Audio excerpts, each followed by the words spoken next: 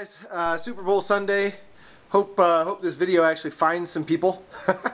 And not everybody's plugged into the Super Bowl, but if it doesn't, it's no big deal. So just more information than anything, you know, on making this into Buck's Wood Shop West. So you know, I've got to acquire some tools. I'm not a woodworker, but I did go and pick up. I'm gonna just go ahead and call it my table saw. It was given to me, but it was given to me by my dad's wife, and it was her father. She bought it for him when she worked at Sears. I think she said she was 16 years old when she bought it, because she got a 20% discount, and he really wanted this saw, so he gave her the money, and she went and picked it up. It's a Rockwell Delta 10-inch tilting table saw, and it's really sweet. When it was given to me, the fence was kind of broken. It needed some minor repairs, so I did that. I put some casters on the bottom of it, and then when I started into the car project, like really started into the car project, my dad borrowed it, and I said, well, you know, hey, that's great timing, because I have a car I'm working on that takes up a lot of room, blah, blah, blah. So he was doing his model railroad. They used it, and he was ready to give it back. And I think we were using it for one last series of cuts, and a bearing inside the motor shot craps, and this thing just went nuts. Sparks were going everywhere. Long story short, we wound up repairing it. I got a new bearing. We put the motor back together, put the whole table saw back together, and we were missing the belt that drives the blade. So, you know, the belt that goes between the motor and the saw blade there. So we were missing it. So it's been sitting over at my dad's house for a good year, maybe year and a half, waiting on a belt, you know, and it just never materialized. You know, we never found it. So I'm going to order one online. I told him I'd just take her back home. Usually it sits, well, on the far end of my business down there, but I don't have a clear spot for it, so I'll get that eventually. But I'm going to leave it out for now because the car's here all winter long. This way I can pull my truck out, boom, table saw goes in. I'm going to mount a router table on that end so that I can use the fence for both the table saw and the router. I think that'll work real sweet. I don't know exactly how that's going to happen, but it's going to happen. So we may wind up doing some melamine or something like that, but there will be a router that's mounted down there, and I'll love that. So I did go do some tool shopping. Hopefully I'm not running too long here. I'll try and speed this up. So we got some inlay type Dremel bits right there, and my dial indicator. I think we showed that off last time. I went and picked up, this is my grandfather's square, and it's a Craftsman, and it's old. It's older than me, and it's awesome. It's very, very square and very precise and very nice. You know, when you loosen it up and move the stop here around, it's just, you know, it's just quality. Love this tool. So my dad had it, and I asked him if I could borrow it for this project. So we're gonna have Grandpa hanging out with us, you know.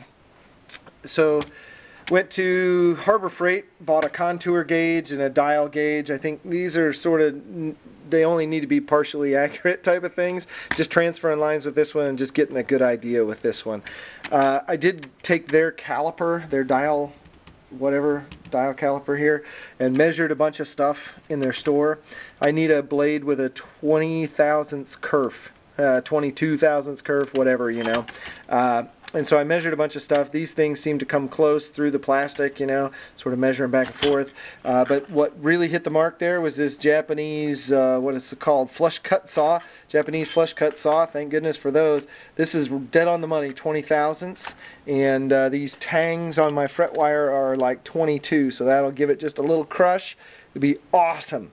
So we picked that up. That was a little $5 or $6 tool, I think. And you know, you get online, the luthier supply, and they're asking 40, 50 bucks. Anytime you put the word luthier, man, just quadruple the price, and that's what it's all about. Whether it's wood or supplies or tools or whatever it is, you know. So we picked that up. Got a little fret saw there. We'll be using that in combination with this square to get everything good and true. I also bought a Japanese, I call it a back saw, but that's not right. It's a pull saw, Japanese pull saw. Just always wanted one of those. Some other things I didn't have, a file cleaner. I'm going to be filing frets and doing stuff, and I just want a file cleaner. Just don't have one. I did buy, I think Ruben told me these are called pry bars. I bought some pry bars, a set of 3 of them here, and then a kind of funky one. And we'll be using those to mark wood and to carve wood. Sorry, Buck, or sorry, Matt. I know they aren't pry bars. But I am going to use them on wood after I get done with this project. All bets are off. They might get used to turn screws and pry grease off of stuff, you know. So anyway, along with any tool that cuts, you always have to think about how you're going to sharpen it. You can't have dull tools. You just cannot have dull tools. They're very dangerous when they're dull. I think tools are more dangerous when they're dull because they tend to slip and you tend to put lots of pressure on them. When they're sharp, they work very easily, and I think they're just less dangerous. So I bought a sharpening stone and some oil to go with it, and hopefully this will take care of my needs for chiseling. In the mail this week I got my fret wire, so this is enough for 2 guitars worth right here. It's at a 9.5 inch radius. I'm going to be doing a 10-inch radius on my fretboards.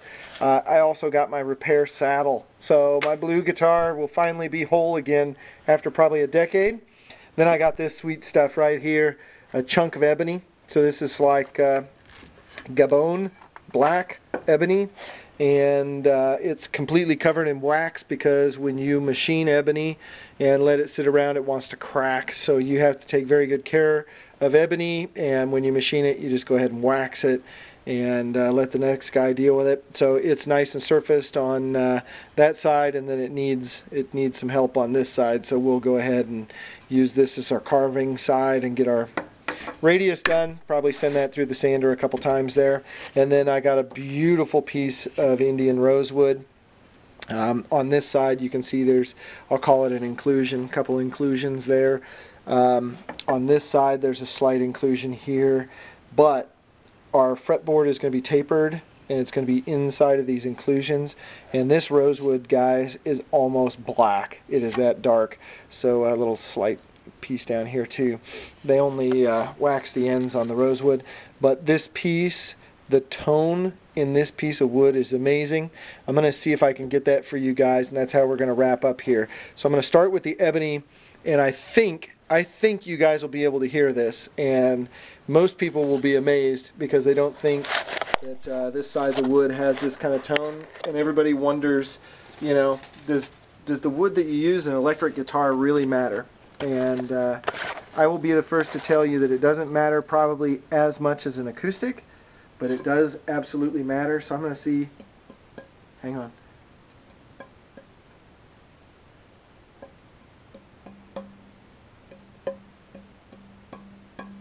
If you guys can hear that. So it's, I should have brought my pitch pipe in here to figure out what note that is, but then you'll hear a marked difference in this one. This will be much warmer and much deeper. Hang on.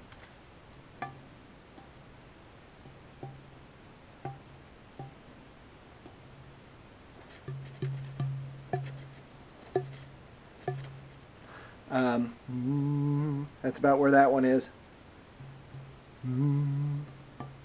Much deeper, almost an octave deeper on the rosewood. So I thought I was going to be much more excited about the ebony, but at the end of the day I'm much more excited about the rosewood. So, you know, the ebony you tend to use for metal guitars, that really, you know, cutting, sharp attack. And the rosewood you tend to use on a more mellow type of a guitar. So I am going to be doing everything in my power to make these guitars, you know, to think about every piece of them and how it affects the guitar and the tone and the playability and all on and on and on. I'm not just shooting in the dark here, and I'm not just making decisions randomly. Every decision going into this guitar is one, you know, that's made specifically. So these 2 pieces of wood showed up, and you know, I saw them on the internet. I got them off of eBay there. You know, you look through a couple hundred pieces of wood and you find one that you think you might like, and I found these 2, and so far I'm very satisfied with what I got. I'm gonna wrap it up there, let everybody get to the Super Bowl, do all that kind of fun stuff, so we'll cut it off there.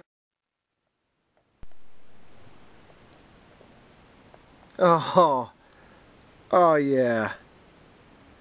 Oh yeah.